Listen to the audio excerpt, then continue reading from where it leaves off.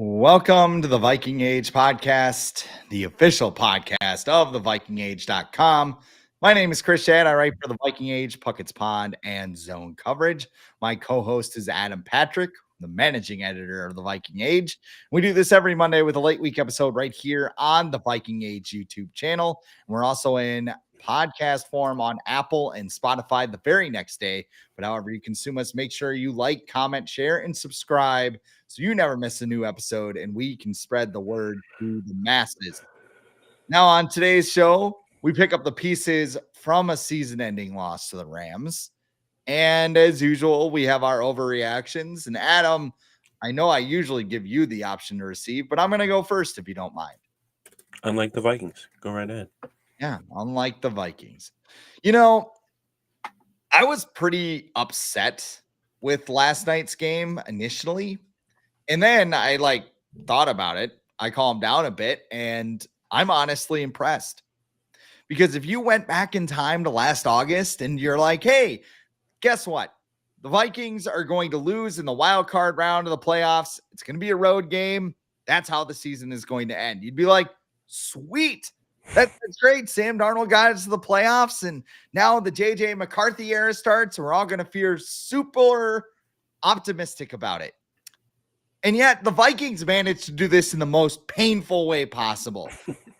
Starting 14-2 through 16 games and then absolutely crashing out in the final two. Likeable team, underdog quarterback, memes everywhere. Minnesotans love the memes. Just check it out with some of the other two games. And then you go to Detroit where nothing goes right. And then last night where Sam Darnold and the entire offensive line collectively pissed their pants on national television. And to me, we didn't witness a loss last night.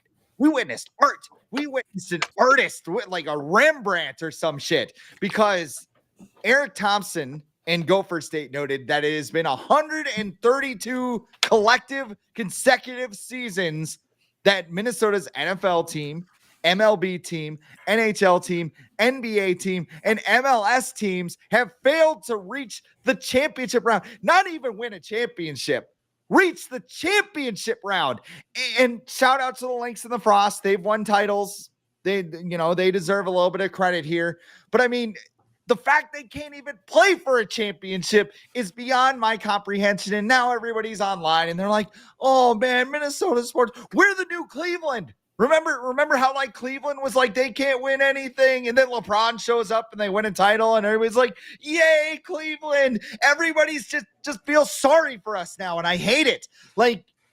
Again, in August, we knew this was going to be the outcome. Sam Darnold was the quarterback. You had no offensive line. A lot of things needed to go right, even for the Vikings to make the playoffs. And if we sat here and we were just like, hey, you're going to lose in the wild card of the playoffs, we'd be like, sweet, let's go, JJ McCarthy era. And it's honestly impressive. They would make an outcome like this just feel like complete misery, like somebody died. I'm wearing all black because that's how I feel right now. It's maddening. So I'm impressed. It's art, really. Yeah, at this point, I mean, I would like to say that I root for other teams that have won multiple championships, but I root for the Padres and Syracuse as well. So I can't say the same. But yeah, I feel like we're both, and a lot of people are feeling kind of disappointed or let down after yesterday. Not because they lost, but in the way they lost, because they won 14 games and the second most in the regular season in franchise history, and you expect them to come out in at least in the wild card game and have a competitive game on a neutral field when half the stadium, if not more, is filled with your own fans. And they just laid an egg. They played terrible. Everybody did. Coaching, players, just it was just a bad game for the second week in a row. And it's clear that they're not ready yet. They're not ready to play against the top teams, and that's okay, because I don't think we thought they were going to be ready this year anyways. It's just the way that it went down was more difficult, I think, than people expected, but I think it'll be easier to get over knowing that this team has a lot to look forward to in the offseason with JJ McCarthy, with a ton of cap space, and with Kevin O'Connell returning, guys like Justin Jefferson, Hawkinson returning, and a bunch of other people too. So I think there's a lot to look forward to, even though last night was not fun at all. And I think my frustration stems from it's a collective thing. Like I can see the light at the end of the tunnel with the Vikings, but it's just like Minnesota sports in general, where, the college doesn't have enough money to keep their defensive coordinators. The Timberwolves get to the Western Conference Finals against an opponent they could beat, and they get flatlined. The Wild have a red hot start, and then everybody gets hurt, and then they have to travel. Oh my God, why do they have to travel and play back-to-backs like every other team in the NHL? The twins shed payroll all the damn time, and nobody can seem to break through. Like, I don't know. I'm almost lost for words. And like you mentioned, it's the way it ended. It's just the complete crash out over the past 2 weeks that has me shocked, flustered, and even a little bit angry, because I don't know what happened. I really don't know what happened to this team over the last 2 weeks. And I think Kevin O'Connell's got to go home, look at it, and figure it out, because this is the second time it's happened. 2022, they tail off at the end of a really good season, and the same thing happened here. Well, what would you say their best win was this year? Yeah. Yeah, the two Packers wins, beat the Seahawks, who didn't make the playoffs, beat the Niners, who didn't make the playoffs, killed the Texans. Maybe that win. But I don't know.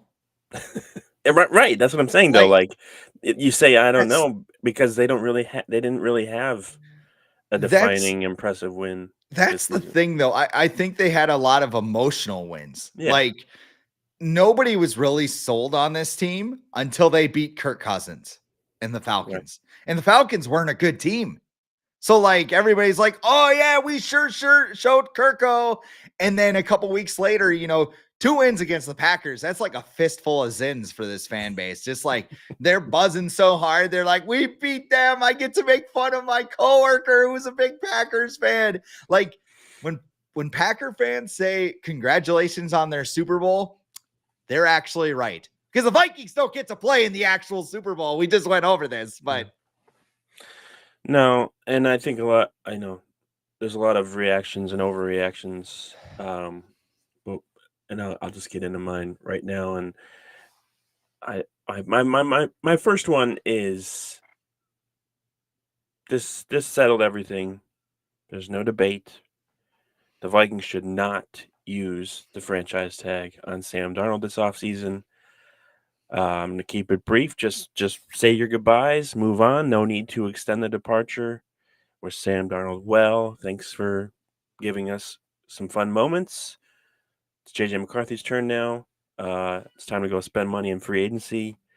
Would it be nice for the Vikings to get another draft pick, because they only have, I believe, 4 right now? Yeah, sure, but it's not worth the hassle of keeping Sam Darnold around and losing that cap space and potentially not trading him for the amount that you want, because everyone will know that you want to trade him. So, just let him go. Just let him. Just KOC. Just let him out the door. Free Sammy.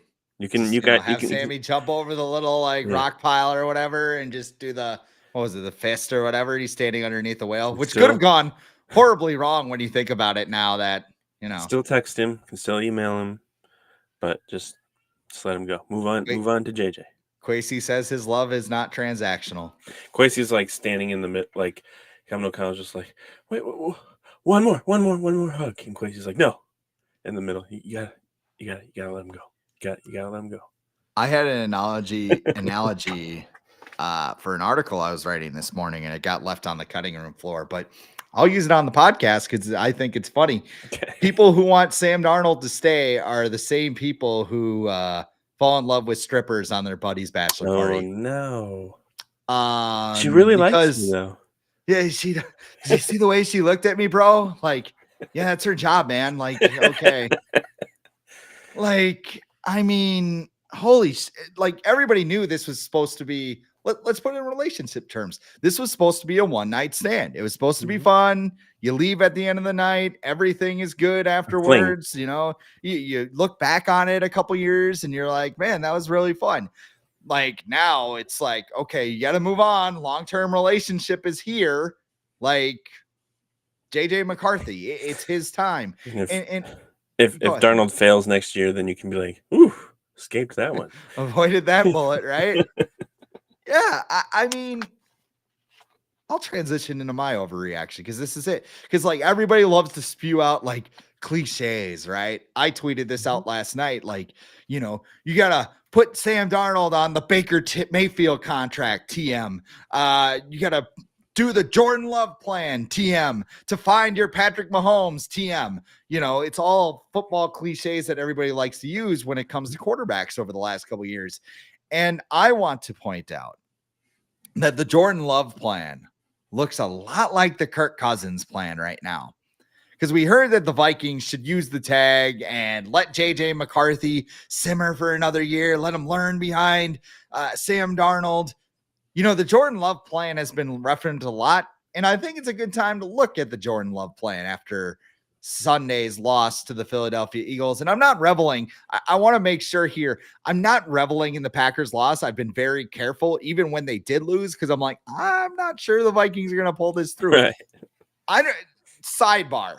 I don't know about you. I got crazy anxiety leading up to last night's game because I felt the loss coming. It was the previous loss to the Rams. You do a little divvying and you're like, Puka Nacua. That seems to be all they're doing and it's working. And that front seven, man, it was like obvious, like they were going to get their ass kicked. Like they are getting after the quarterback at such a just tremendously high rate. And you just saw, I mean, I didn't expect Cam Robinson to give up 12 pressures. I didn't expect Ryan O'Neal to give up 7 pressures. But I mean, the interior of that line, which we'll get to in just a moment, I saw even as like Vikings fans just poured in, they're like, look at all these Viking fans, home field advantage. I'm like, this is going to end terribly because it always does. Also, Darnold throw the ball. Just yeah. A lot of those sacks were his fault. Yeah. There was, I knew the game was over when they called a screen pass. And he didn't throw it. Yeah. And Sam Darnold just like stared at Justin Jefferson like I don't know if he saw ghosts like Stephen A. Smith. Like, we talking about Sam Darnold. Sam Darnold can't throw his screen pass. Yeah, there was another one. But he's, doing his victory lap today or whatever. Oh, yeah, for sure. After he said about a month ago they should sign him. Why would you let him walk out the door? Him and Florio doing the victory lap. There was another throw in the third quarter where Aaron Jones was on a little swing pass and Sam Darnold couldn't hit that either. Yep. So there is that. The Jordan Love plan, though, let's go back in time because everybody's like, Jordan Love plan, have JJ McCarthy sit. You could still be a functional franchise. Packers draft Jordan Love in the first round of the 2020 draft, behind Justin Jefferson and ahead of Jeff Gladney, by the way. Their spiteful quarterback went on to win back-to-back MVP awards and made Love sit behind him for 3 seasons. So he just sits there, he cooks. The Packers, credit to them, they decided to do a 1-year extension instead of doing the option thing, or even worse, the Daniel Jones thing, where they're like, we got to pay him or else we're totally screwed. Love becomes a starter in week 4. His first 9 games as a starter completed 58% of his passes, 14 touchdowns, and 10 interceptions in his first 9 games. But then he finishes the year completing 70% of his passes with 18 touchdowns and 1 interception in his final 8 games. And the Packers go, we need to pay this guy. So they go and they give him $55 million a year because that's what it is. Everything's got to keep climbing up. I got to make my quarterback the next highest paid player. But $55 million a year later, Jordan Love is surrounded by the youngest roster in the NFL. And, I know it's a calling card for Packer fans. They love to pound their chest for it, but half of those players aren't good. They got Xavier McKinney and they got Josh Jacobs in free agency. Congratulations. But your receivers are trash. Romeo Dobbs is mediocre at best and he can't stay healthy. Jalen Reed can't stay healthy. Christian Watson can't catch or stay healthy. That's a problem. And then you saw on their defense, Corey Valentine get absolutely buried by Dallas Goedert on a touchdown. There's also some real 2021 Vikings vibes on that team because if you looked at Tucker Kraft's comments, I think there's some assholes in that locker room. Yeah. Yeah. So now the Packers are looking at getting T. Higgins, who was selected 7 spots behind Love. And if they had just drafted him in the first place, they may have made a Super Bowl and I don't know, maybe even won a Super Bowl. But that's the Jordan Love plan. So if you want Darnold to stay, yeah. Well, they've got I saw like Jair's probably not coming back because of his contract or whatever.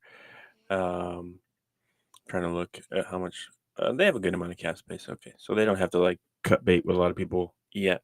This might be like the last year where they're able to do some of that stuff because it looks like they're not going to have as much cap space in 2026. So next year, it's kind of put up or shut up time for the Packers. I feel like and Jordan Love. But yeah, it's just another example. Like you can look at that. You can look at Tua in Miami. You can even look at Justin Herbert with the Chargers. Joe Burrow. I know he played out of his mind this year, but the Bengals still missed the playoffs, and you paid him all that money. And he played that well, but the Bengals couldn't stop anyone on defense because all the resources went to Joe Burrow and a bunch of other people on offense. So yeah, it's something that the Vikings shouldn't continue. They traded up in the draft to select JJ McCarthy for a reason because they wanted to try this path, and they need to do it now to extend their ability to do that. Because if you have JJ McCarthy start next year, he's probably got like at least 2 or 3 seasons on a rookie deal, and you can structure new contracts around that, knowing that he's still going to be affordable.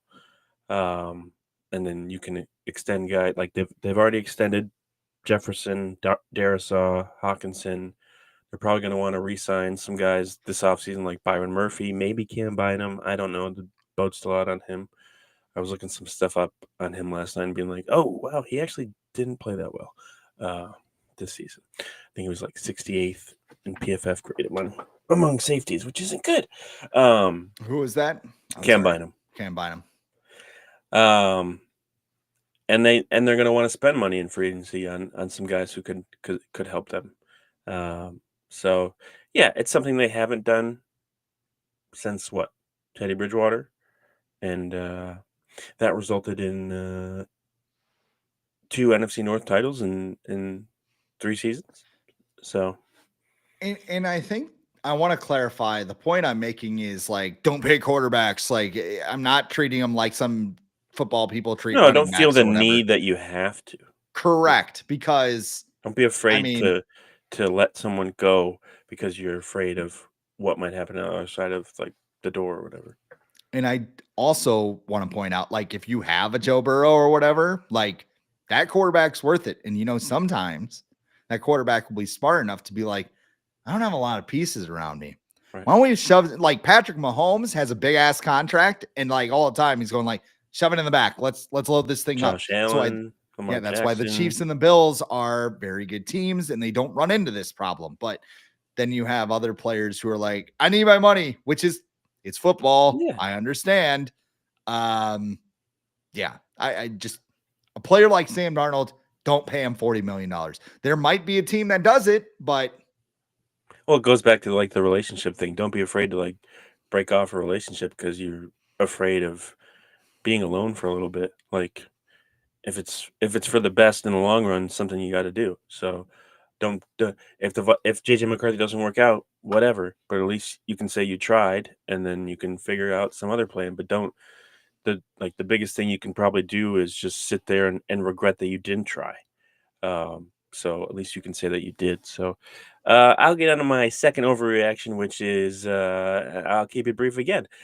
Kevin O'Connell deserves 0 blame for the Vikings' last 2 losses against the Lions and the Rams. Basically, there's only so much a head coach and a play caller can do. At the end of the day, the players have to make the plays. And against top teams in the NFL this season, the Vikings players didn't make enough plays. Darnold was off in a lot of these games, took a lot of sacks. Jefferson, he missed some uncharacteristic passes. Maybe that's more on Darnold's fault, but either way, Addison kind of disappeared in these last 2 weeks. Hawkinson came up with some decent catches. The offensive line crumbled. The defensive line wasn't really able to generate as much turnovers and pressure in the last 2 weeks that they were during the rest of the season. So yeah, like we can sit here and blame Kevin O'Connell for, not sticking to the run or calling a weird, having a weird strategy in the second half last night where it's like you're down by 3 scores and you're still huddling them up with 8 minutes to go left in the game. But he's probably like, whatever. They're not going to make the play anyway, so who cares? Because it's just they can only do so much, and I don't blame O'Connell as much as maybe some people do. Like, he's still one of the best head coaches in the NFL.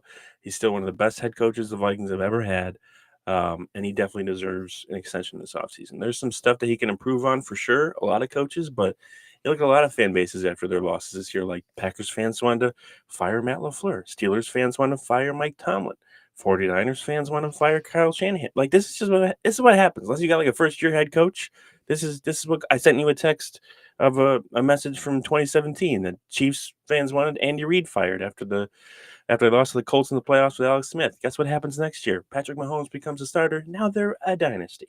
So, like, when you have the right coach, you kind of know it, and I feel like the Vikings do have that guy moving forward. So he needs an extension. Don't let him go in his final year like McCarthy, like a lame duck year. Don't do that because he will leave. He needs to be extended now, and I still think he's the guy that's going to deliver the Vikings their first ever Super Bowl. Yeah, the Wolves would be idiots not to extend Kevin O'Connell right now.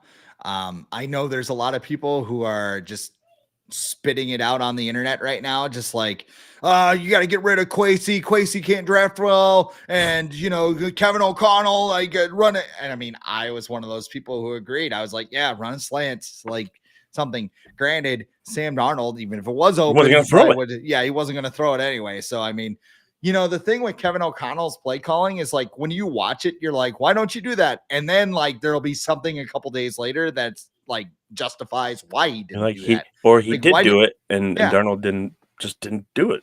Right.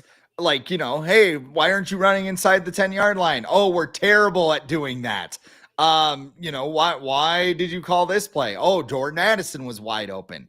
Like, I don't want to be like, it's not Kevin O'Connell's fault, but I mean, there's on the scale of like things that you could blame for this collapse, I think Kevin O'Connell's at the bottom. And, look around the league. I mean, a lot of coaches probably would have, what would Matt LaFleur have done last night in that situation? Cried and got 3 personal foul or unsportsmanlike conduct penalties. I mean, it is funny too, listening to Matt LaFleur talk after Sunday's game. And he said, well, bottom line is we have to keep our composure. Really? It's a lot like in old school when Will Ferrell's in there and he's like, we gotta keep our composure. And he's like slamming a chair against the locker, like screaming. Yeah, like, dude, look in the mirror. Kevin O'Connell's the guy I want leading this team. And I mean, does that mean that it's going to result in 6 Super Bowls or whatever? No, but I mean, I don't think, does he need to learn from it? Yes, absolutely. He needs to look at this season in 2022 and be like, what happened at the end of these 2 years that caused us to completely fall off a cliff? I don't think, I saw a Lions account being like, Aaron Glenn broke the Vikings. I don't think that was the case. No, I don't think, it's just like the flaws that this team had wound up getting exposed. And a lot of it was like the Darnold thing. Like we've been talking about all year. Like he holds on to the ball too long at times, and that cost him. And I think I always try and remind myself of this after every NFL season where we're like, they didn't win the Super Bowl. It's a disappointment. and I just looked. 3 teams have won the Super Bowl in the last 5 seasons. Yeah. 3 out of 32 teams have won the Super Bowl in the last 5 seasons. So everyone else's seasons are just disappointments and disasters. No, there's a lot to look back on. There's a lot to be happy about with this season, and a lot to build on. You know, the chances are your team is not going to win the Super Bowl. And the way the current playoffs are set up, the chances are if you're not the 1 seed, you got your backs against the wall. Like, it's very hard to win in this playoff setup. And maybe when they get 18 games, they'll add another team and they'll go back to 2 byes. But right now, with the way things are set up, unless you don't get the 1 seed, like it's difficult. And the Vikings, maybe they were going to win 1 game, but did we think they were going to go into Philly next week and beat the Eagles? Because I don't think like you might think the Vikings are a better team than the Eagles, but they probably weren't going. Like, Darnold's not going into that hostile. Apparently Eagles fans are getting a bad reputation by one guy in the stands. But that whole thing is hilarious to me, by the way. It's just this isn't the true. Let's throw this guy out. That'll solve the problem. One guy out of there. This guy doesn't represent us. House. He doesn't represent us. Oh my God. Yes, and he is exactly the same. But like, they weren't going to go in Philly and win. So like, if we're going to be disappointed this week, we were going to be disappointed next week. So it's just when it was going to happen. The Eagles looked just vulnerable enough to get our hopes up if the Vikings beat the Rams. Like, AJ Brown's like ready to explode. He's reading self-help books on the sideline so he doesn't like murder his teammates. This is great. And then it would have been like 41-0. And, some Eagles fan will probably like beat the hell out of a Vikings fan in the street or something. And well, the Lions game, there wasn't there was like a bunch of commotion in the stands with like the players' wives or whatever, and the Lions fans. So yeah, hopefully it's Philly and Detroit, and both of their head coaches will just fight in the middle of the field. It'll be like a Royal Rumble in the stands. Dan Campbell will love it. He's not even watching the game. He's like, yeah, man, Vinny getting his ass kicked in section 312. Let's go. Bite his kneecap. Oh, man. I don't know. And the thing that gets me about the whole Eagles video, it's like, yeah, the Eagles fans should be called out for calling someone the C word in the stands. But at the same, it's like society just films everything, man. Right. Just like, I got you. I'm going to post it on the internet. I mean, they could have done that to probably anybody in that stadium. Like the Windsor bottle thing in the Drew Pearson play, when somebody threw it, that would be all online. Like, we found the guy who did it. Well, they banned the guy from, I think they banned the Lions fan who got into an argument with Matt LaFleur, and then they banned the Yankees fan who got in the way of Mookie Betts. They banned him for life. Yankees fan was on camera. Though. Yeah, and he was like, he made physical contact with him, and he's trying to pry the ball out of his glove, like he's on acid or something, and he thinks he's in like Mario trying to save Luigi. Not realizing I got you. It's me. Not realizing if he does that. Well, I guess it would have been a home run for the Yankees if he did that. Maybe, I don't know. That was clear fan interference.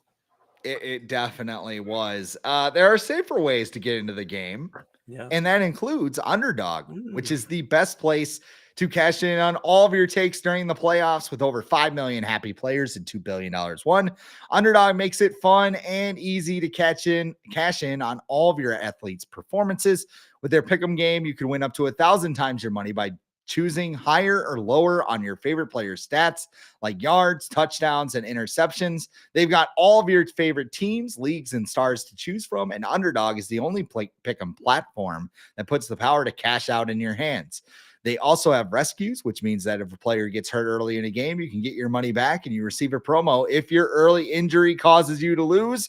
I've been using Underdog for a few years. Adam has played as well, and now that the Vikings are eliminated, probably be doing some NBA. On Saturday, I noticed Matt Boldy was playing the Sharks, so I put him in with Macklin Celebrini shots, and lo and behold, Matt Boldy scored against the Sharks. But you got the divisional round of the playoffs. You got the college football championship game next weekend. It's easy. You never have to leave the couch. And it's why Underdog is the best place to play pick 'em. Download the app, sign up with the promo code The Age, which is all one word. Deposit now to get up to $1,000 in bonus cash instantly. That's promo code The Age, all one word, to get up to $1,000 in bonus cash instantly.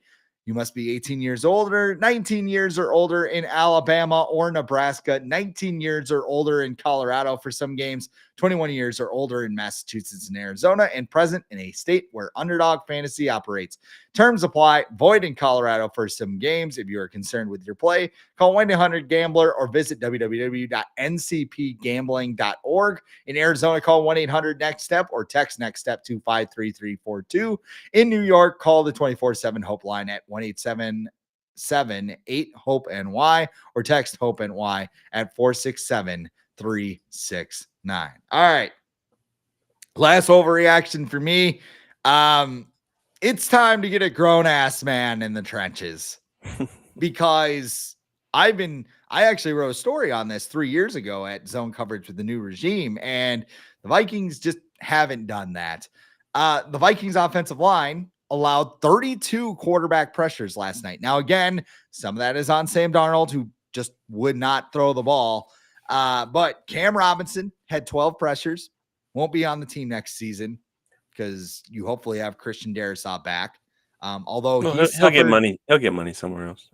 Yeah, he'll get paid. I mean, he's serviceable. He just has meltdown games. Like if you're a team that has like Matt Khalil and you're like, we need anyone. It's like Cam Robinson will do. Yeah, Brian O'Neill, 7 pressures allowed. He also got hurt. I mean, he got headbutted last night. Yeah, they let a lot of I mean, I don't mean to be. The refs weren't the reason. No, like the little flick by Stafford. There was a tsunami on Sam Darnold. Like Bronson Reed's probably like, clearly on the ground. Geez. And then there was, I mean, there's just a bunch of stuff. But yeah, the Vikings didn't do enough anyways to blame the refs. So. But my problem is in the interior, and I'm not alone because Blake Brandel and Dalton Reisner each had 5 pressures. David Questenberry had 2 on 17 snaps, and Garrett Bradbury only had 1. But even Kevin O'Connell was upset about the interior offensive line after the game. And this is a guy who like calls out no one in the post-game pressers. Like this was shots fired to me. Because Alec Lewis tweeted, "We've got to find a way to solidify the interior of the pocket. There could be 1,000 excuses made, but for me, it is the foundation of the interior of the pocket that we're going to have to take a long look at." It's time to get serious about it. I don't want a super athletic specimen that can move around and get to point. I want a dude who can knock people on their ass. I want a dude who can like throw people around like New Day style, like pancakes and big meaty men bumping meat. You know what I'm saying? It's been over a decade since the Vikings have had a badass unit in the trenches. And like, we just try to get we try to work with what we have and whatever. There is no piss and vinegar on this line at all. If I ran into Garrett Bradbury in a back alley, I wouldn't be scared. I'd probably have to be an NFL like defensive tackle for that to happen. But I mean, like the guy looks like he's Dennis the Menace all grown up. Like that was a really old reference, but Google it, kids. I mean, I don't think you need like an asshole or something like personality wise, but you need a guy who's just like, I was screaming. I'll shout his name out right now. Mason McCormick of the South Dakota State Jackrabbits. Graduated. He started for the Pittsburgh Steelers at the end of last year. Super nice dude. Like I enjoy talking to him every time I talk to him, but on the field, he wants to rip your damn head off. He wants to bury you. Like there's nobody on that team that's just like that. It's just kind of like, listen to Nickelback and Three Doors Down and like what? No, dude. Like I want somebody to pick Kenny Clark up and give him a damn spine buster, so the rest won't call it. Well, you talk about that play where was it Jared Verse who did like the Superfly snook on? Let me look. I sent it to so many people. I can. Whoever it was, after that happens, you didn't see a Vikings offensive lineman go and like push that guy to the ground or anything, like defend Darnold. Like they're just like, all right. Yeah. Like if you like look at the Eagles. That was Jared So, Verse, by the way. Yes. yeah, Saquon Barkley got like thrown to the ground by a Packers player, and Jalen Hurts got in the guy's face, and then like Lane Johnson and all those guys like come up and get in everyone's face, and they're shoving. Like when's the last time we saw the Vikings in like a legit shoving match? We need to start Like fighting people. Jared That's what we need Allen to do. against the Bucks when he Yeah. got his helmet ripped off. Like, I mean, yeah, I'm not saying deliberately start fights, but like show that you care. Have a little passion. Have a little We fight. just Like this is your quarterback, and these guys are doing swanton bombs on him, like without people like affecting. The refs don't care. So if the refs aren't going to protect your guy, they're letting people twist his head around 360 degrees with face masks and not calling it. So like if they're not going to protect him, then you got to protect him. So like that's got to be a priority, I think, going in next year. And that's something I feel like Kevin O'Connell wanted to do this year, but they're not up to that level. They're not up to that level yet. Like you look at the Lions and even like a team like the Niners and the Eagles, like those are physical teams, and those and the Ravens and the Bills, like all the good teams, they're physical, and you need that in the playoffs, or else you're going to get just rolled over like the Vikings did on Monday. maybe we need to stop doing High School Musical celebrations and go for Yeah. WWE There, ones. Although, it's fun, but it's cool to have fun, but maybe can you? First off, Mike Zimmer would have like cut that off. oh my God, what the hell is this? Cut that Bust shit into out. the room. Yeah, Oh this is man, stupid shit you're doing. and like I don't care. Like it's funny. Like High School Musical is beyond my generation. My sisters Whatever, have loved it, fun. but yeah. But like they post all these videos and like practicing in a hotel and everything, or like after practice, and it's like maybe you could have spent that time like a little extra time looking at game film or something, or working on something that might actually benefit your team. I don't know, but that's Can probably us. I It's just being old and curmudgeon-y and just can I stop. say one more thing Yeah. about Celebrate, and then I'll let you get your third one in. Cooper DeJean is a sandbagger. Yeah, what the hell? That he Horrible must have been the style. kid who like he wanted to do all the cool moves to the other kids in the neighborhood, but like he never wanted to take one himself. It's like Quinion Mitchell went for the He was ready. pedigree, and like he just went down. He's like, don't hurt Didn't Triple me. H comment on it or something? Yeah, I Horrible. can't remember what he said. He's like practice makes perfect or something, but it was not Talk perfect. to Jason Kelsey or whatever. He was at WrestleMania last year, and Lane Johnson too. It just needs more work. Like that would be how did your corner get hurt? Well, we were doing the pedigree after the team meeting and rehearsing it, and I may have broke his nose. That's right. that's a Vikings thing that would happen to the Vikings. My final overreaction is now that the Vikings have lost, now it's full on hate watch the Lions time for the rest of the playoffs, because they have the most fucking annoying fans in the world. Like I don't like, and they're like, oh, like they haven't done anything. They have done nothing. They have done nothing. They have done the same amount as the Vikings this year. They've done nothing. They're in the playoffs. But my overreaction is the Rams will beat the Lions in the NFC Championship. So because what better way for the Lions season to end and have the Super Bowl dreams crushed than by their former quarterback Matthew Stafford, who apparently they hate right now, and he's the reason Kirby Joseph didn't make the Pro Bowl or All Pro team or whatever, because Matthew Stafford was on a hot mic calling him dirty. No, because he's dirty. That's why. It's not because Matthew Stafford said he was dirty. It's because he's dirty.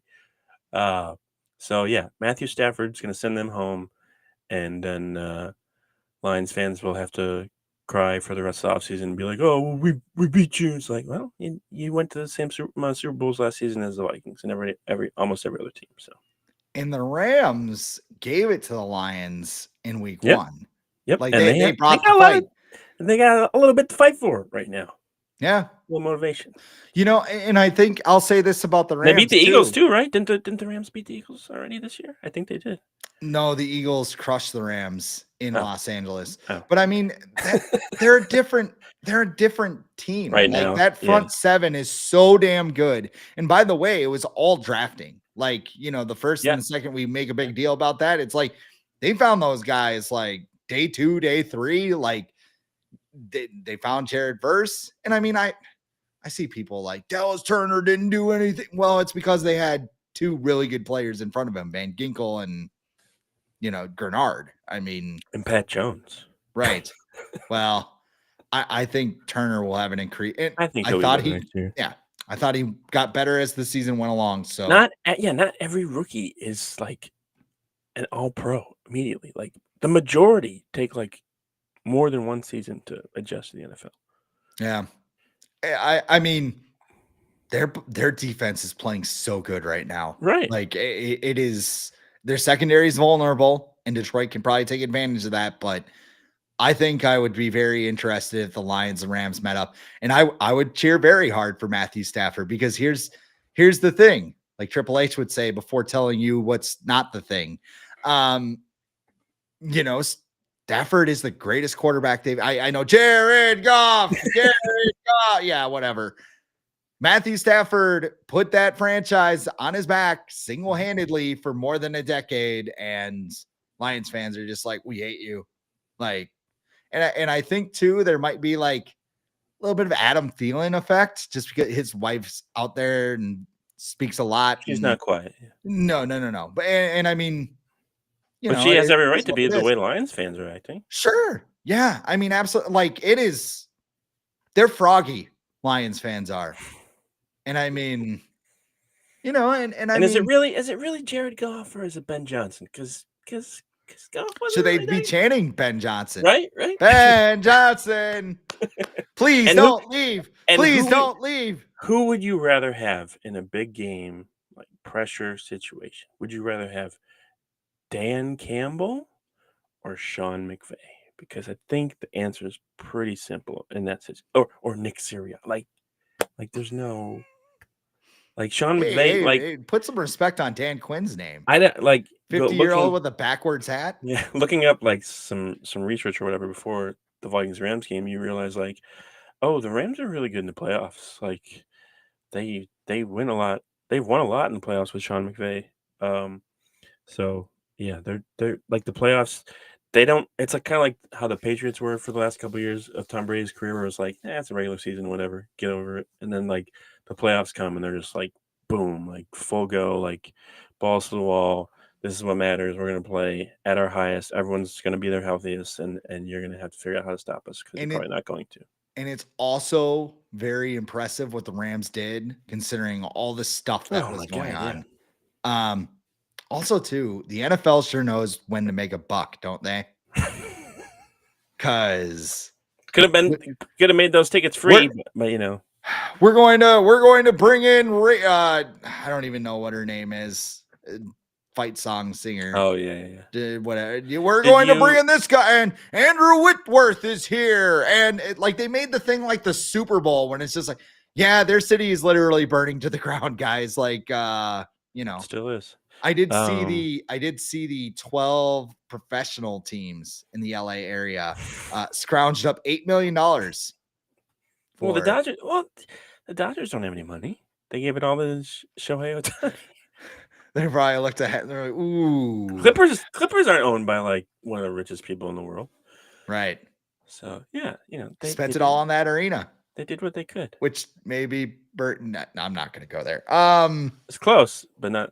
It's still far enough away. But that's the whole like the Katrina thing with the Saints in 2009. Like those are real things like that. Like motivate you, I guess, teams or whatever to do even more. And so yeah, I wouldn't be surprised if the Rams went all the way to the Super Bowl.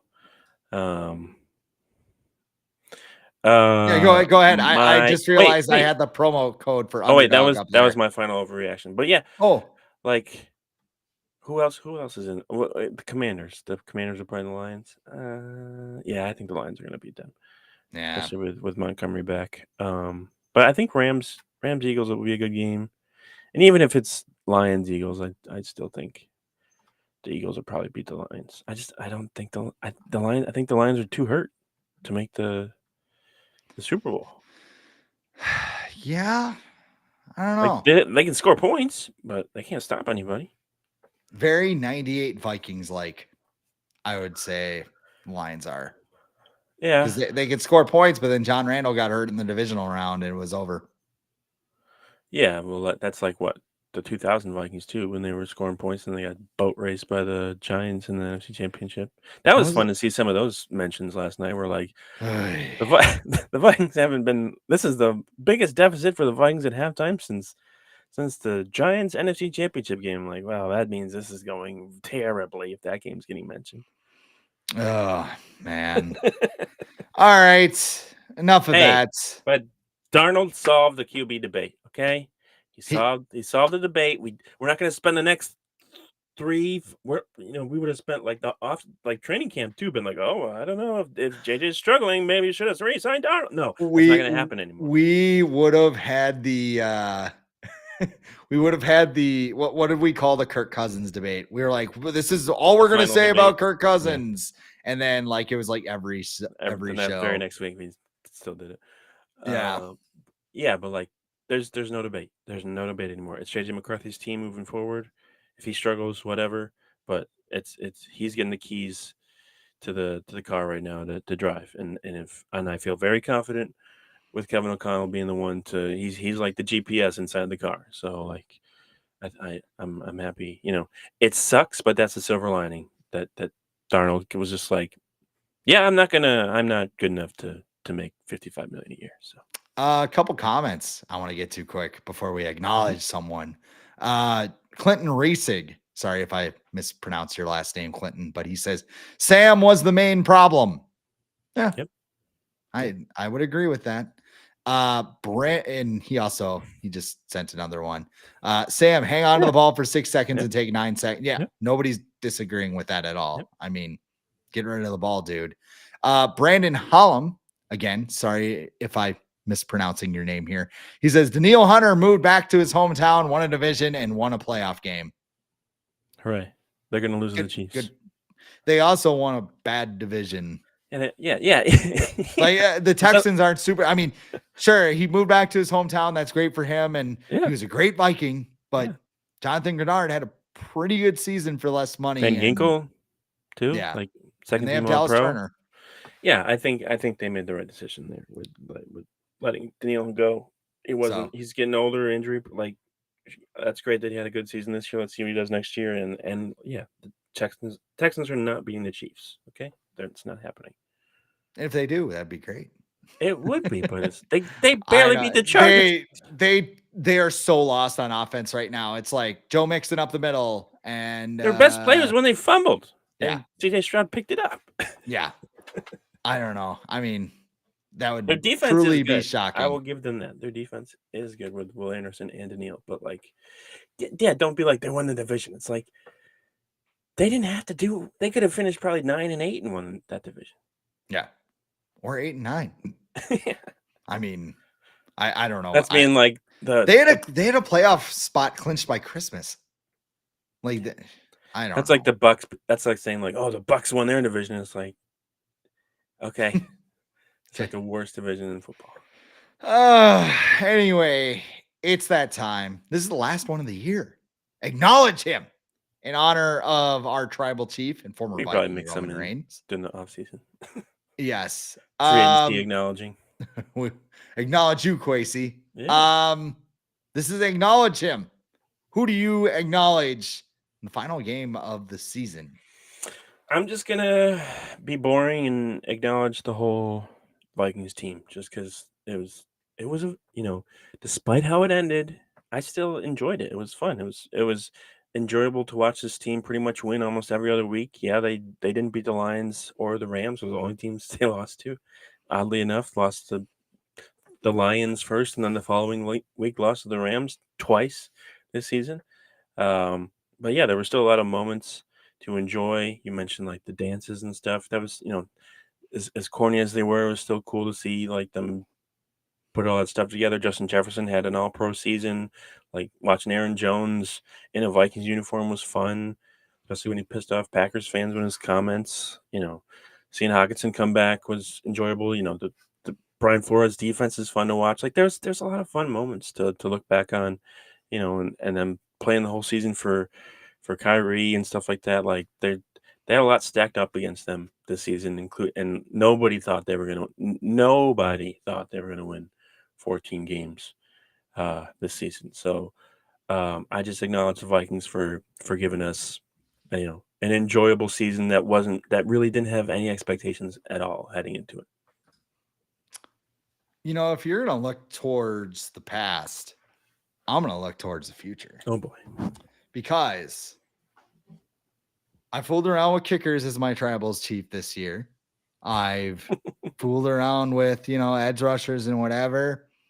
But you know what? When it comes to the future of the Minnesota Vikings, there is only one tribal chief. I love you, JJ. Undisputed. It has a good ring to it. It fits Jacob Fatu's catchphrase, which of course is "I love you, Solo." But JJ McCarthy, just to remind you, he was 27-1 at Michigan, won a national title. That's a big game, right? Yeah, very zen light, likes to meditate before games. You may have seen that. A lot of people like, well, they just ran the ball the entire time and they were low because they didn't have to throw. They were that good. And when you look at this roster, you're going, Vikings could be just as loaded. Great defense, could have a better running game, especially if they take Ashton Genty or another running back in the draft, just suggesting. And if he never gets hurt, does Sam Darnold ever start that game last night? Does Sam Darnold start, period? Because that was a possibility coming out of that preseason. And I know the preseason game against third or fourth stringers, but I mean, at this point, it's time to hop aboard and acknowledge JJ McCarthy as your tribal chief. Because if you don't do it now, when the hell do you want him to start? You don't start at all. You just keep cooking him. It's the Jordan Love plan over and over. And like, he's 30 years old, but we don't know. Now you pay him and now you start him. And then you get another one to sit behind the other one for 10. It's just like, nah. JJ McCarthy, I could look like an idiot in 5 years. I acknowledge you. Yeah, hopefully he's every franchise wants to find their Patrick Mahomes or their Josh Allen or Lamar Jackson, and the Vikings are hoping that JJ McCarthy can be this guy. So we will we'll see if he can do it. He says all the right things, does all the right things, and hopefully his health can hold up moving forward. So now we get to wait. Now we got to wait a whole nother 6-7 months for football to come back. And maybe he'll learn not to lie about his injuries again, right? Does he play in the preseason? I think so. Yeah. I mean, it also depends. Yeah, I mean, it also depends too. Like if he looks really good in minicamp or whatever, Kevin O'Connell might just say, "Okay, we're gonna have you in a controlled environment." Well, like because they have joint practices and they kind of view those as preseason stuff anyways because they go against the top teams or whatever. I think it's 50-50.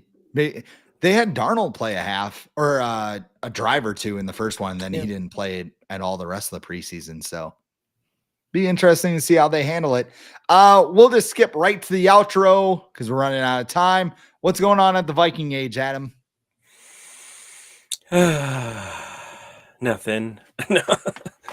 It's the off season. Season's over. Now this is the busy season. This is when we get into speculation, we get into free agency, we get into the draft. This is my favorite part of the year where you just get to speculate and look, write about rumors and share random reports, whether it's, Dion and the Cowboys and stuff or something else that's crazy. We'll keep an eye on some of the head coach hirings and other stuff because, maybe Brian Flores leaves and goes somewhere else. does Josh McCown take like an offensive coordinator job somewhere else or whatever? But there'll be a lot to keep an eye out for. As we mentioned, I highly doubt the Vikings are going to use the franchise tag on Sam Darnold. We can write about it still, but I don't think it's going to happen. Where do you think he's going to end up? Like, if you were to say today, where do you because Pittsburgh. I'm not. You think so? Okay. I think Pittsburgh is the most. I mean, some of their stuff is a little weird. Like George Pickens has got to go. Like if I'm the Steelers, Yeah. Who's but he going to throw to? I don't know. Free agent market's pretty. Maybe they get T. Higgins. I don't know what their cap situation is though. I would say the Browns, but I don't think so because they don't have enough. I think Kirk Cousins is going to be a Brown. You said that a couple weeks ago. Yeah, I did. I did last week. Yeah, because I don't think Darnold, like a team like the Titans, can afford him. But I don't think, what I don't know. What if the Rams win the Super Bowl and then Stafford like retires, and then it's like, oh, Darnold want to come over? Yeah.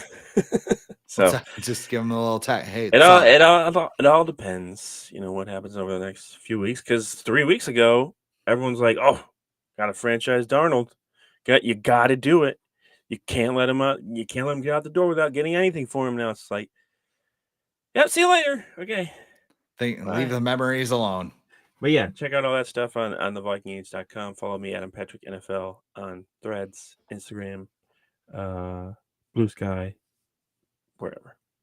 And this is the Viking Age podcast. He is Adam Patrick, as he have just said, at Adam Patrick. I am Chris Schad, at the real Chris Schad.